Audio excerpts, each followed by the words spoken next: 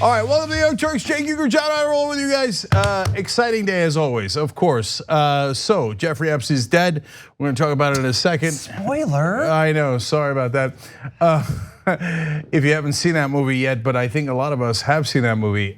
So we will talk about the predictions that came ahead of time about how that was going to go down. So anyway, that's coming up in a second. And the Trump administration once again proving that they are anti all immigrants, not just undocumented immigrants. Of course, someone threatens to kill AOC. Unfortunately, that's a fairly common occurrence these days. And the list goes on and on of the crazy things that are going on today. Tomorrow, by the way, Bill de Blasio on the program. So mayor of New York, running for president, latest person to presidential candidate to sign the Progressive Pledge. So that'll be it. He did indeed, here in LA. He's the only one to actually physically sign a piece of paper, which I liked. 8 o'clock Eastern on tomorrow's show, Bill de Blasio for a full half hour. And then later that night, Ron Perlman is gonna join us on Old School. So what? How you like them apples? So me, Ben, and Hellboy. And me. Right? No. Me too? We don't really have you scheduled, John. No, sorry to tell you that. That's at 9:30 Eastern tomorrow. So hell of a show for you today and tomorrow. So with that said, let's get going. Okay, let's do it. In the words of Cenk Uygur, Jeffrey Epstein's dead. Okay, that's a simple way to put it, but it's huge news, although not necessarily nobody saw it coming. I mean, it's the sort of thing where a lot of people did suspect that something like this might happen. But I guess jokes aside, he's a terrible person, but he is dead. He was found unresponsive in his cell Saturday while he was awaiting trial on new federal allegations that he sexually abused dozens of young girls in the early 2000s. After being found, he was taken to a hospital where he was pronounced dead. All this occurred relatively early on in the day. And that left us with a weekend where we gradually learned a little bit more about what had led to one of the most high-profile prisoners in the entirety of the United States being free to supposedly commit suicide with nobody watching, nobody checking in, despite the fact that not long ago he was on suicide watch. They just left him alone, and they say he committed suicide. That's the idea. Yes, so that is not definitive yet. That's very important. So the authorities are still looking into the matter, which is a good note of caution, because even if it was a suicide, and even if they were sure, they should double check, triple check, and quadruple check, because for all of history, their work will be re-examined. Exactly. So, look, if you were trying to launch 1,000 conspiracies, this is exactly how you would have done it, right? If you were trying to kill someone, this is exactly how you would have done it. But by the way, if you were committing suicide, it's also how you would have done it. So no one knows. And so I have 1,000 things to say about this, but let me start with the most important 2 things. No one knows what happened. So the people who are claiming that it's a suicide, well, both sides. Let's start with suicide. Okay, I'm supposed to believe that everything that the government says is always true, and if I don't believe that under extraordinary circumstances, and I wait for it to be proven, somehow that's like crazy talk. No, the rational thing is whatever government officials say is immediately true, and everyone else is a conspiracy theorist. No, I don't accept that at all. Now, the other side, the people who say it definitely wasn't a suicide and he was killed. How do you know? Were you there? I wasn't there. You weren't there. How do you know? If you say it's suspicious, apparently the whole world is with you, right? My wife read it in Chinese news, and she's like, yeah, she's like, oh, did you hear they already deleted all the video? I'm like, no, that's not true. No. Yeah, okay, I've seen a lot of comments to that effect, and I'm like, well, there's a lot of weird stuff. That's not what's wrong and weird about it, but there's a lot of weird stuff. Yeah, so there's a big, giant, fat, we don't know yet. Okay, so be wary of anyone telling you that they know on either side. Yeah, I'm pretty sure though. Is that right? Okay. Pretty 99% sure, I think. Okay, all right. So let's look more at the facts, because as you'll see, some of them are highly questionable, and if this was an act of incompetence, which is totally possible, it is historic incompetence. Yeah, so let's run through what we do know. We know that his body was found in the shape of a Q. I'm kidding, that didn't happen, but I'm sure Don Jr. will tweet it later. So look, he wasn't checked on for several hours before he was found dead on Saturday. Authorities believe he died by suicide because he was found hanging in his cell, which, yeah, I could see that. I mean, that's the first thing you'd think of. Now, but it wouldn't be the only thing. It wouldn't be the only thing, yes. Right. The New York City Medical Examiner released a statement Sunday evening saying she could not make a full determination on Epstein's cause of death until she had more information, which is fine and responsible. He was supposed to be checked on every 30 minutes and should have been given a cellmate. The person assigned to share a cell with him was transferred on Friday, so the day before, and wasn't replaced. He was reportedly on suicide watch after an initial apparent attempt on his life about 3 weeks ago, but only stayed on it for 6 days. Now, a little bit more details about the suicide watch. This came out just a couple of hours ago. Defense attorneys pushed for him to be taken off suicide watch ahead of his death on Saturday. An unidentified source told ABC News. Sources told ABC News that Epstein had to undergo multiple psychiatric evaluations before officials decided to take him off suicide watch. There's likely no video showing his apparent suicide death. As sources told ABC News, it does not appear that cameras are trained on individual cells in the special housing unit where he was held. Okay, so let's dive into a couple of those things. Perfect storm. Yeah, it really is. And there's more about the perfect storm of coincidences. And it really might be that for the 88th time. So first off, he had a cellmate for a while because when somebody is on suicide watch, you want someone else in the cell because if they go to hang themselves, presumably that cellmate will alert the authorities, right? He had a crooked cop with him who was put away for a murder. First of all, another giant surprise there. A crooked cop was in jail? Wow. We got one. Okay, so fascinating. Anyway, apparently Epstein claimed, true or untrue, that he was afraid of that his cellmate. They moved him out. They should have moved someone in. That is definitely a regulation that he must have another prisoner with him in his cell, especially if he's tried to commit suicide before. And they ignored that regulation, and that was just not the case, okay, in this situation. Then the video. Look, I don't think it's reasonable to expect that there would be video inside the jail cell. I think that's too much of an invasion of privacy under any circumstance. But is there video around the jail cell? Of course there is.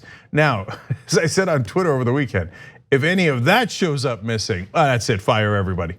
Fire the Southern District of the district attorney for the Southern District of New York, fire Bill Barr, fire any Republican, any Democrat in any way attached to this, from the lowest person to the highest person, because then there'll be nothing that could convince me that there's a series of coincidences that also involve missing tapes from that prison block, right? But that does not appear to be the case right now. In fact, right now we don't know anything about video. So you're saying definitively he didn't do it? Okay, stop it, all right? So, 100%, you're saying? No. Whoa, you're more sure than usual. No. Usually you're wishy-washy, you know? So let's see what the video situation is. If any of it is missing, that's beyond a coincidence. Then I won't accept anything the government says, anyone in charge of this current investigation, right? But presuming that the videotape is there, it'll be interesting to see. And it'll be super important and relevant to see, did anyone come by his jail cell? If there is video of the hallway and no one came into his cell, then it is far, far more likely to be a suicide. If someone came in, probably not a suicide. Okay, so that's why videotape is so important if they have it of the hallway. Just to add one more layer to this though, there's the debate between did he commit suicide or did something else happen? And you can fill in that blank in a lot of different ways. But that's not the only distinction. It's not just, was everything okay and he committed suicide, or was there a big conspiracy and he was killed? There could also be, was he left in a position where he could commit suicide by somebody who wanted him to commit suicide? Yes, and so the fact that they took his cellmate away, they took him off of suicide watch on Friday. Man, if you were trying to set up a conspiracy, this is how you would do it. And then they had guys who were supposed to check in on him, officers every half hour. They wound up checking on him every 2 to 3 hours. They put a couple of really overworked guards on that shift. So one that had been doing overtime for 5 straight days, another one that was on mandatory overtime. To John's point, the third scenario was if you knew the guy was prone to committing suicide, and you wanted to set up an ideal situation for him to commit suicide just in case, this would be it. But But if that's your version of the conspiracy, man, that's a conspiracy where you really got to cross your fingers and hope to get lucky. So that's true. But if that was your flavor, it would be buttressed by the fact that 3 weeks ago he apparently tried to kill himself.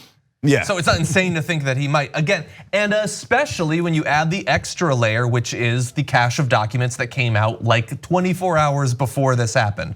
And some of it we already knew, some of it was additional information, but just to give an idea of a little bit that came out. So there was one individual, Virginia Roberts, Jeffery, I believe her name is. So she's one of the people that was trafficked by this ring, and she names like the people that got her involved and things like that, but also names a lot of the people that she says she was forced to have sex with or directed to have sex with, including a late scientist, a modeling scout, former New Mexico Governor Bill Richardson, former Senator George Mitchell, a hotel magnate, a prominent hedge fund manager, this guy Alan Dershowitz nobody has ever heard of, and Prince Andrew as well. And this information, like there was a huge amount of additional information that had just come out. Pritzker is a giant Democratic family in Chicago, big donors to the Democratic Party in general, and now obviously in charge in Illinois. And so huge names on there, both Republican and Democrat. You know, look, I hope this is not unfair, and it might not be connected to this at all. But in Washington, I always used to hear two rumors, one about a Republican and one about a Democrat. And I always thought they were, I don't know. I'm after all this, I'm still kind of naive, right? Like, come on, that can't be true. One of the rumors was that there was a Republican senator who go into the men's bathroom at Union Station and have sex with guys that he found there. I was like, that's the craziest thing I ever heard. There's no Republican senator having sex in public in a men's bathroom in Union Station, the biggest train station in Washington, D.C. Turns out that was totally true, Larry Craig. Okay, totally true. Even though I found it to be the most unbelievable thing I'd ever heard.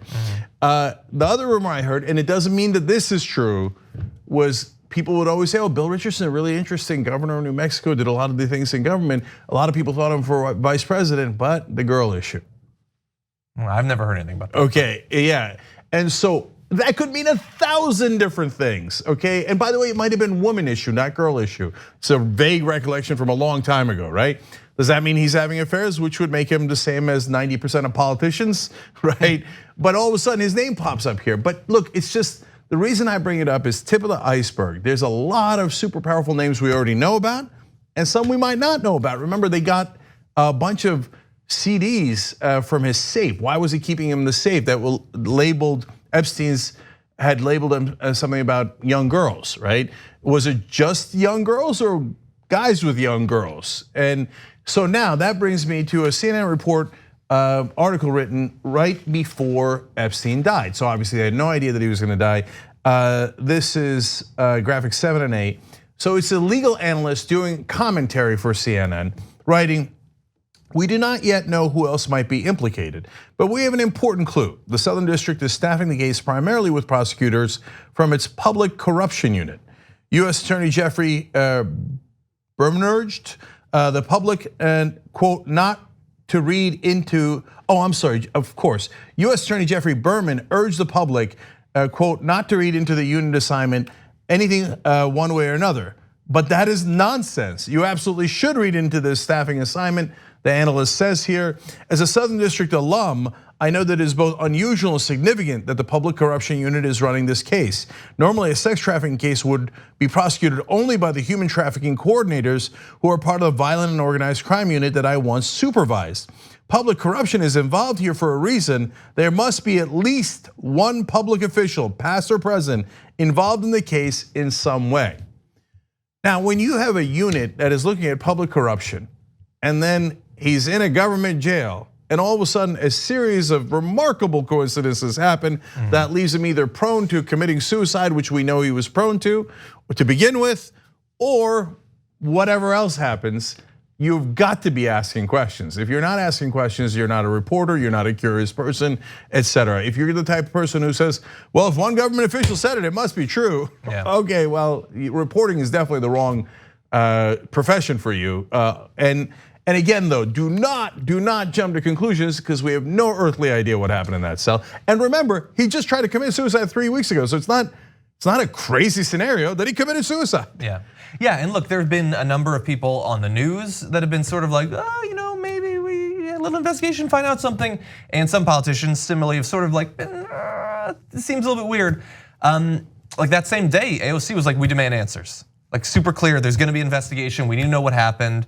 This is, even if everything that they say is true, this is justice has been ripped away from so many people who've been fighting so hard for it for a long time. It's not the end of all the legal actions or anything like that. There's gonna be civil actions and a variety of different things, but he cannot be questioned. He can't speak at trial, all of that. Yeah, so and last thing, whether it's some sort of plot or, like I said, epic, record-breaking incompetence, the fact that they should have seen this coming is already overwhelmingly obvious, but in case it wasn't so, I'm gonna go to a couple of tweets here from one of our hosts, Hassan Piker. So graphics 9 and 10 here. This is what he tweeted not after the death, but several weeks before. This was on July 25th. He wrote, so we're all in agreement that we think someone's gonna kill Epstein before he gives up names, right? And lo and behold, Epstein's dead. Now, before I go to the second one, now, if a talk show host can figure out that this is a significant possibility, you would hope that the people holding him might think it's a significant possibility. And instead of taking every action to make it more likely, you would hope that they would take every action to make it less likely. If we could figure out that this could be a potential problem, again, if they couldn't figure it out and they did everything in reverse to make it more likely rather than less likely, I use the phrase literally, historic incompetence, because it will ring throughout history. This is not a small case. Yeah, and it was so obvious. First of all, that he could not be given bail because he would obviously flee. And then the second he was put into jail, like this was the most obvious thing coming ever. Like after his initial, when he was attacked, we got the video we can go to if you want to, but Emma joined me on the damage report, and we talked to him in a way that it was like a joke that they weren't taking it seriously. Like obviously this is the highest profile prisoner. He's the most people from all across the spectrum that have an incentive in him not standing trial. Like the idea that they would not do everything that's necessary to be watching him at all times is absurd. It was laughable 3 weeks ago. In fact, that leads me to Hassan's last tweet. This is also a couple of weeks before the death. It was also on July 25th. If you don't know, Hassan's the host of Breakdown and a new show on the TYT network, Agitprop. Check it out on tyt.com/agitprop. But that's a whole different matter. But in this case, he said, any prison that doesn't put Epstein under 24/7 surveillance and solitary confinement right now is also responsible for him getting assassinated. Now, even if you don't think he got assassinated, weeks ago, and I retweeted these over the weekend. Most common comment was like, "Come on, dude, we all knew that." So I'm not putting it out there as like Hassan's a genius. We at the Young Turks are geniuses. That's relatively true. But in this case, everybody knew. What are you doing? Yeah. Of course, you have to have him on a 24/7. You're telling me that you run a prison where you've got a guy who might implicate a current president and a former president in a child sex ring, and you don't have him under 24/7 surveillance? That's unbelievable. That's why, to some extent, I get the privacy concerns, but that's why I sort of disagree about not having the camera actually in the cell. I mean, obviously there's privacy concerns, I understand that, but it doesn't seem like there was anyone at greater risk at that point of dying in jail, whether of his own hand or not, than him in that period of time. Yeah, look, I would never want cells, video cameras in cells or anywhere private like that, with the possible exception of Jeffrey Epstein, right? I mean, if ever there was a guy you had to keep 24-hour watch on, it was this guy, and he's the one guy that shows up dead. So, man, if it was just incompetence, heads are gonna roll anyway. If they don't, I mean, they're not going to.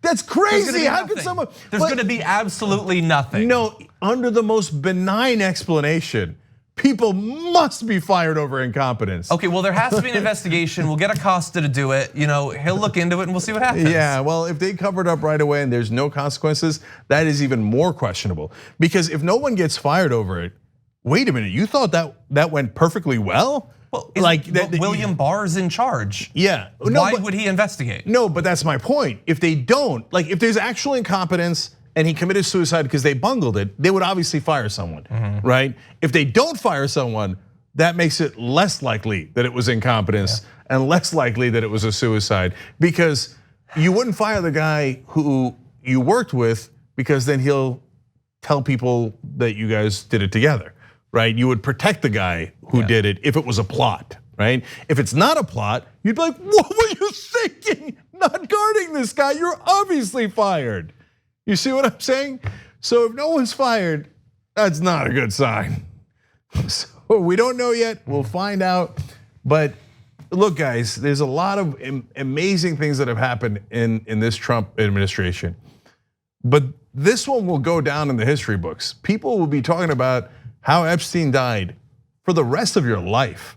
It'll be 20, 30 years from now, and somebody will bring up this case, whether it's a conspiracy or not a conspiracy or whatever happened. But this will not go away. This is a perfect storm to launch 1,000 conspiracies, one of which might be true. I wonder who's gonna play him in the movie. Paul Rudd could do the 90s for him. Anyway. Okay, all right, we gotta take a break? Yeah. All right, we got a lot more coming up when we return. We hope you're enjoying this free clip from the Young Turks. If you wanna get the whole show and more exclusive content while supporting independent media, become a member at tyt.com/join today. In the meantime, enjoy this free segment. All right, back on the Young Turks. I mentioned agitprop in the last segment, so I want to let you know that the next episode's happening tomorrow. Tomorrow's a big day at the Young Turks. So at 3:30 Eastern, he's going to be joined by Felix Biederman from Chapo Trap House. So Chapo Trap House in the house. So you can watch the first hour live. It's freely available to everybody, tyt.com/live. The second hour is just for members, and obviously members can see it anytime they want. And in order to sign up through Agitprop, go to tyt.com/agitprop to let us know that that's what made you want to become a member, because that's very relevant to knowing what kind of shows you want to do. You want us to do, and we do this network together, as you all know. Of course, speaking of which, let me just quickly mention that we're going to do a rally in Houston as well. We did one in front of the Miami debates and the Detroit debates, but also Houston. So tyt.com/rally, that's where the next Revolution rally will be. We'll talk about that more later. Now, let me give you guys a couple of comments here. Norris Valkyrie says, both Cenk and John looking sharp today. New haircuts all around, #hot stuff. Agree to disagree, thank you, I appreciate it. But I don't have a new haircut, but John does look good. Okay, so, all right. So, now. Yes, and it's a very rare time that I don't actually make fun of John. All right, Bernard Bruther writes in, I'm glad I can watch the show live tonight. Greetings from South Africa. Greetings right back at you. And he's a member, and by the way, you don't even have to be a member if you want to watch it live on your app or on your television. You can just beam it in through almost any device that you have. Fire sticks, Google Chromecast, Roku, Pluto, Zumo. Ignite the fire sticks. Zoom Fish it tubes, whatever you got. Yes. You know? All right, now to Twitter for a second. Guillotine Wolf says, if you guys don't let John onto Old School tomorrow night, I'll cancel my subscription. It's really okay. Yeah, and then he adds, not really though, but maybe. Ron Perlman's awesome, but I'm also fine going home. All right, all right. And last one, I rinse in McConnell's neck bag sweat, writes in. According to the right wing, Hillary was so sick and weak she could barely walk before the election. Now she has the strength to break into a prison and kill a man. Bends the bar. Yes, yes. Yeah. Well, according to the right wing / Donald Trump, the president of the United States. Okay, anyways. Ruthless enough to murder Epstein, but not ruthless enough to do what's necessary to win the presidency. Yeah, what a curious thing to ease up on, right? Like, I'll do anything. I'll kill one of my best friends in the woods. I'll break into a federal prison and kill the guy in front of everybody. Win the election? No, I'm not gonna do that. Yeah, the only way they were gonna save his life was if that prison was in Wisconsin. Oh, okay. So let me tell you guys a little bit about Wolf-PAC. So Wolf-PAC's doing a film about corruption because obviously our politicians, our representatives, even the good guys are not talking about corruption nearly enough. And it's the reason we don't have federal background checks. It's the reason we don't have any kind of healthcare that covers all Americans. You can go on and on, but even if you're a conservative, there's a ton of things that the government can do, should do, are popular to do that they don't do because all they do is serve their donors. So Wolf-PAC is an organization that is nonpartisan to get them to get election reform any way possible. And so they're doing a movie about it to let you know, because apparently people think like, oh, well, I guess there's nothing we can do.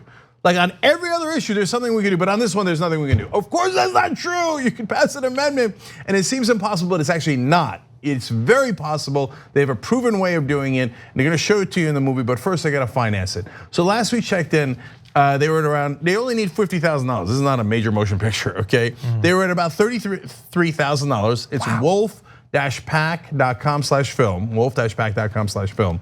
So you get all these great benefits if you want. You can come watch us at the studio here if you give a lot of money, but it'll get the movie done. You'll be a producer on the movie or an executive producer. You can watch it online with me and Professor Larry Lesser from Harvard, etc. But if you just give $10, you get behind the scenes newsletters, photos, and videos. And we want to show you one now to give you a sense of it. Like Mike Mineta is the director of Wolf-PAC, so he's the one filming. And the other guys, it's not a lot of guys who work at Wolf-PAC, okay? One of the other few staffers is Josh Aces. And his nickname is Aces, very clever. Anyway, he used to work in construction. He's just a patriotic American who wants to fix things. And same with Mike, okay? None of these guys worked in politics or lobbying or anything like that before. So they shot a little behind the scenes when they're going to visit legislators and getting the movie shot. So let's show you a little piece of it here. How was the bus ride? It was a bus ride. Yeah? How many hours did it take you? What's going on here? Some behind the scenes stuff. Yeah, say hi to everyone. Hello. Sorry, I'm a little groggy. Boston traffic. Yeah, it's a thing, huh? It is definitely a thing. All right, so what do you think about the start of this day, Josh, huh? So we jumped in the wrong lift. Totally went the wrong way. We did. And now we got dropped off a couple streets over because they're doing some construction and we're about to hoof it. To the camera guy's house. To the camera guy. All right, let's do it. Sponsor here. Juan Gaines is, she's awesome. I think she called herself a tiger, right? She did. Yes. I would agree. Oh, look at this, Josh. Emergency use only. We want to call it and say we've got an emergency here. Corruption is. We got an emergency. Destroying America. Congress and what is it? Special interest has a stranglehold on Congress. All you have to do is pick up that phone, Josh. Go ahead. I don't know. No? Nope. Nope. He's not going to do it. Oh well. Next interview. Okay, they're having fun. I love that behind the scenes stuff. Mike, next time, shoot the other way.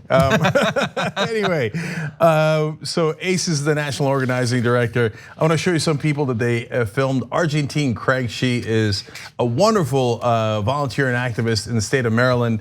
And she's working so hard to fix the system, get money out of politics, or whatever election reform that this country is ready for. And they interviewed her. They also interviewed Josh Silver. Josh Silver is the head of Represent Us, another wonderful group working to get money out of politics and fix the corruption in the system.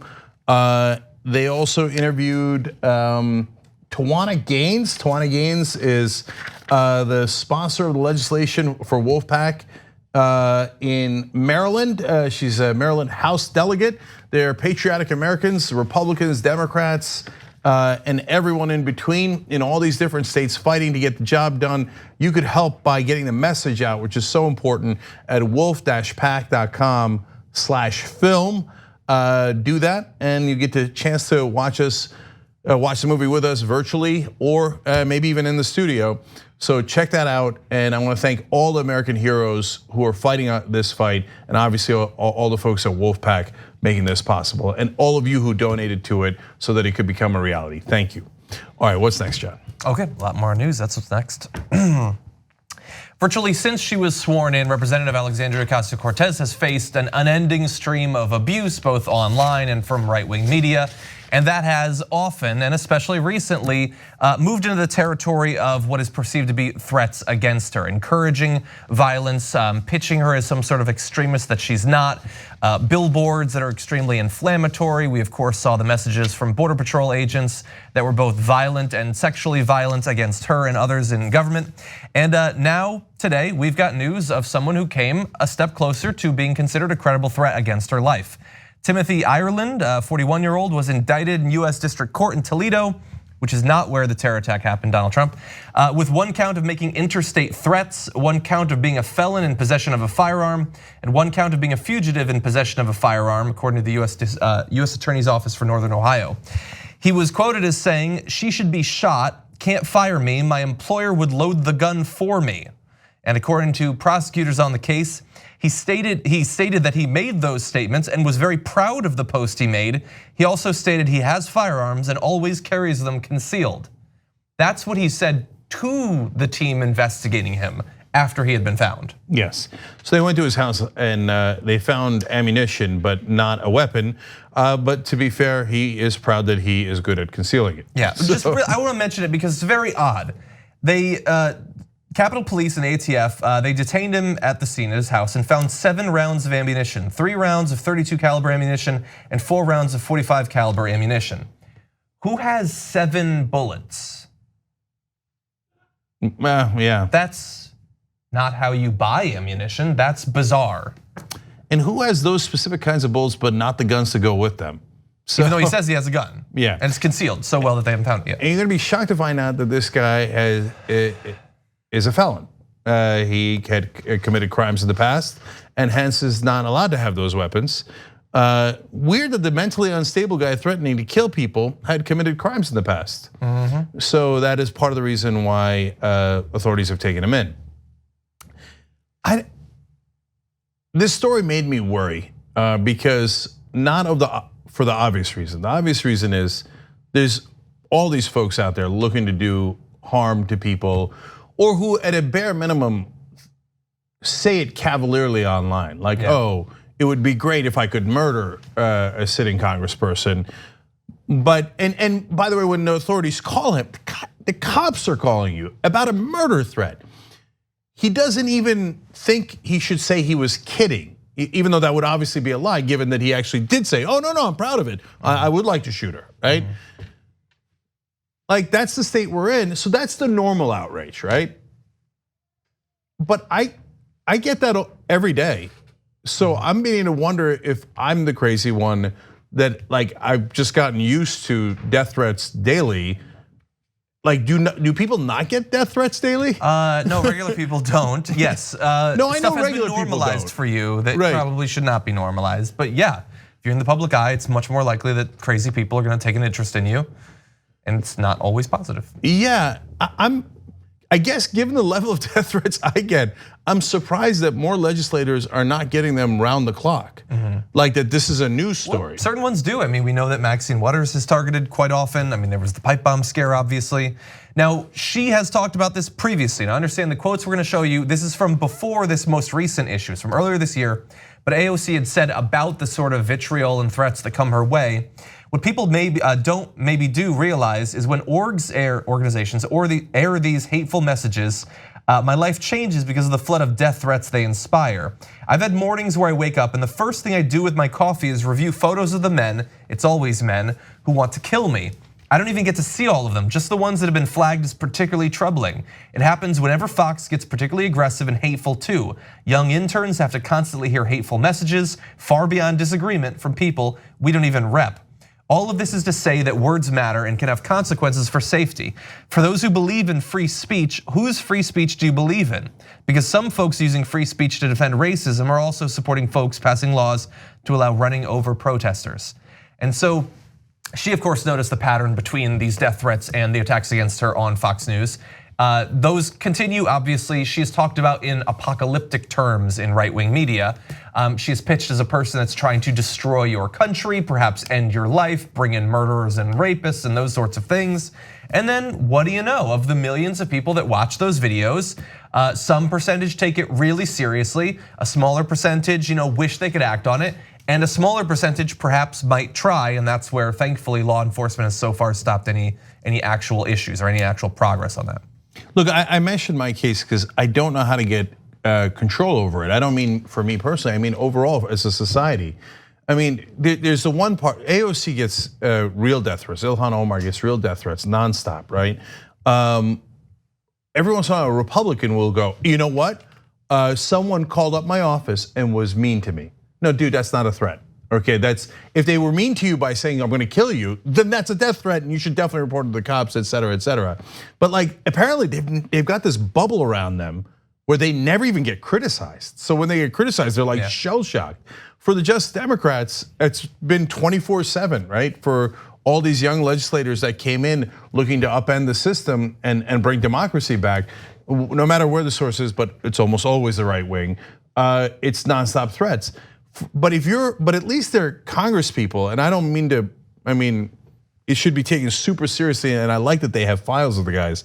That looks like law enforcement is doing a great job of at least doing their best to try to protect them. But if you're in the online world, good luck to you. There ain't no FBI and cops working 24/7. Look, Cesar Sayoc, the pipe bomber, did a threat against one of our hosts, Francis Maxwell. No protection. So, I mean, we're doing our best here, but what I'm telling you is this is madness, and it is definitely going to lead to a very, very bad result at some point. Yeah. And then everybody's gonna say afterwards, no one could have seen it coming. I'm telling you, first of all, it's super easy to see coming. Look on my Twitter handle, any day you could find a death threat, every single day, okay?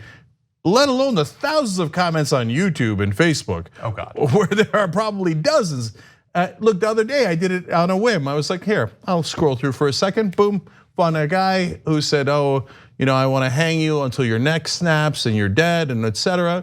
Retweeted it casually because it's every day, what am I gonna do, right?